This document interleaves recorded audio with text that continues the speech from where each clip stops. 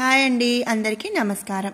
మరి మనం చెప్పుకునే ఈ విష్ణు పురాణం శ్రీకృష్ణ అవతార కథలో నిన్నటి వీడియోలో శ్రీకృష్ణ పరమాత్మ జన్మించడం వరకు కూడా చెప్పుకున్నాము. అలాగే ఆ శ్రీకృష్ణ పరమాత్మ చక్కని తేజస్సుతో ఎలా జన్మించాడు అనేది మనం చెప్పుకున్నాం కదా. మరి ఆ బిడ్డ జన్మించిన తరువాత ఏం జరిగింది అనేది ఇప్పటి వీడియోలో తెలుసుకుందాము. మరిక వసుదేవుడు అడిగినట్లుగా శ్రీకృష్ణ పరమాత్మ తన రూపాన్ని అంటే నిజ రూపాన్ని ఉపసంహరించుకొని ఒక సామాన్య మానవ శిశువు అయిపోయాడు. ఆ తర్వాత వసుదేవుడు ఏం చేశాడంటే ఆ బాలుణ్ణి తీసుకొని బయలుదేరాడు. చెరసాల నుంచి బయటికి వచ్చాడు. సమయం నడిరేయి అంటే మనం చెప్పుకుంటాం కదా, మిడ్ నైట్ అన్నమాట. ఆ దేవుని మాయా ప్రభావం వల్ల ఏమైందంటే నగరంలోనే కాకుండా చెట్లపైనున్న పక్షులు కూడా గాఢ నిద్రలో ముద్రితములైపోయాయి. అంటే డీప్ స్లీప్లో వెళ్ళిపోయారంట. చెరసాల ముందు కాపులా ఉన్న భటులు, రాత్రి నగర వీధుల్లో తిరిగే రక్షక భటులు, అలాగే కోటలో కావలి ఉన్న కొలువు కాండ్రు అంతా కూడా గాఢ నిద్రావసులైపోయారు. ఇక వసుదేవుడు వెలుపలకు వస్తున్నప్పుడు తాళాలు, గడియలు వాటంతటా అవే విడిపోయాయంట. అంతా కూడా విష్ణుమాయ అని మనం తెలుసుకోవాలి. ఇక అలా అందరూ కూడా గాఢ నిద్రలో ఉన్నప్పుడు వసుదేవుడు శ్రీకృష్ణుని తీసుకొని బయలుదేరాడు. ఆ సమయంలో ఏమైందంటే దట్టంగా మెరుపులతో, ఉరుములతో, మరి మింటికి మంటికి అంటే ఆ నేలకి ఆకాశానికి ఏకధారగా గాలివాన అనేది కురియసాగిందంట. ఇక మరి త్రోవలో అంటే దారిలో బాలునిపై చినుకు పడకుండా 1000 పడగల గొడుగును అనంతుడు పైన పట్టాడంట. మరి ఎంత మహిమ, ఎంత అదృష్టం అనేది చూడండి. ఇక అంత వాన కురుస్తున్నా కూడా యమున వసుదేవునకు మోకాలి వంటి నీటి రేవైందంట. అంటే అంత వర్షంలో కూడా యమునా నది వసుదేవునికి మోకాలి వరకే వచ్చినాయి అంట నీళ్లు. అలా అనాయాసంగా అంటే అంత సులువుగా నదిని దాటి అవతల గట్టుకి వసుదేవుడైతే చేరాడంట. ఇక శ్రీహరి భక్తులకు సంసార సాగరం అరకాలి వంటి అవుతుందంటే ఆ హరికి తండ్రి అయిన వసుదేవునకు యమున మోకాలి వంటి అవడం ఆశ్చర్యమా అని చెప్పి మనం ఇక్కడ చెప్పుకుంటున్నాం.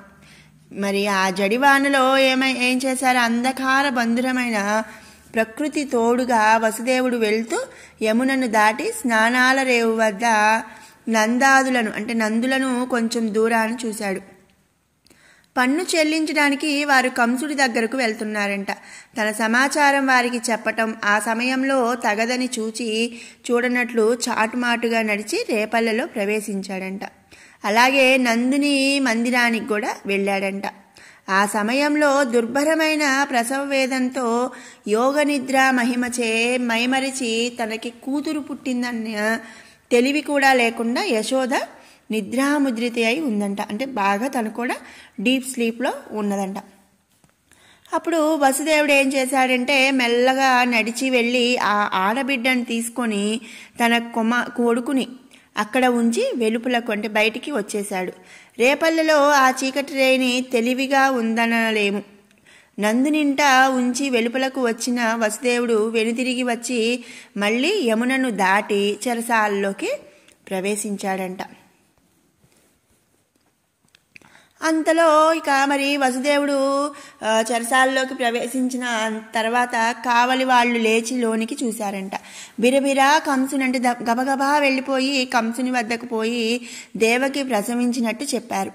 ఆ మాట విని కంసుడు నిప్పు తొక్కినట్లుగా ఉరికి వచ్చి గండు పిల్లిలాగా పురిటింట దూరాడంట. మరి కంసుని చూచి దేవకి వేడి నిట్టూర్పు విడిచి కలతపడిన మనసుతో వణుకుతూ కన్నీటిని అరచేత ఒత్తుకొని ఉన్నదంట. అంటే తన దుఃఖాన్ని అంతా కూడా ఆమె మరి తన అరచేత దాచుకుని భయంగా వణికిపోతూ ఉందంట. అన్నా, నీ చెల్లినైనా ఆడబిడ్డతో ఆనందం, మగకూనలతో ముచ్చటా పొందలేని దౌర్భాగ్యురాలనయ్యాను. నా ముద్దుల కొడుకులను 6గురిని కూడా నిర్దాక్షిణ్యంగా మింగావు.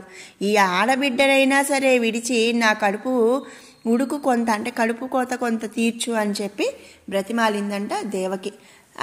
ఎంతో చింతిస్తున్నా కూడా ఆ బాలింతరాలు మాటలు ఆ మూర్ఖుడు పెడచెవిన పెట్టి పురిటి పాపను దేవకి చేతుల్లోంచి బలంగా లాక్కున్నాడు ఆ కంసుడు. చట్రాతి మీద పడేశాడంట. ఆ పాప చప్పున పైకెగిరి ఆకాశం మీద భయంకరాకారంతో నిలిచి భీకరాయుధాలు ధరించిన 8 భుజాల ఒక స్త్రీమూర్తి అయి వికారంగా నవ్వుతూ అదలిస్తూ అన్నదంట. ఏమనిందంటే, ఏరా, నన్ను హింసించాలనుకున్నావా? అది నీ వల్ల అయ్యే పనేనా మూర్ఖ అని చెప్పి ఆ మాయానిద్ర చెప్పిందంట. మునుపు ఆకాశవాణి పలికినట్లు నిన్ను తెగనేసే మహాత్ముడు, సకల సంరక్షకుడు, దుష్ట శిక్షకుడు పుట్టి వేరొక చోట పెరుగుతున్నాడు అని వాడు చూస్తూ ఉండగానే ఆ మాయానిద్ర ఏం చేసిందంటే దేవగణాలచే గంధ పుష్పోపహారాలతో పూజలు అందుకొని అదృశ్యురాలైపోయిందంట. మరి ఆ యోగమాయ కంసుడితో చెప్పిన తర్వాత కంసుడు ఏం చేశాడు అనే విషయాన్ని మనం రేపటి వీడియోలో తెలుసుకుందాం. మరి ఈ వీడియో మీకు నచ్చినట్టయితే లైక్ చేయండి, షేర్ చేయండి. అలాగే మరిన్ని అప్డేట్స్ కోసం మన ఛానల్ని సబ్స్క్రైబ్ చేసుకోండి. Thanks for watching.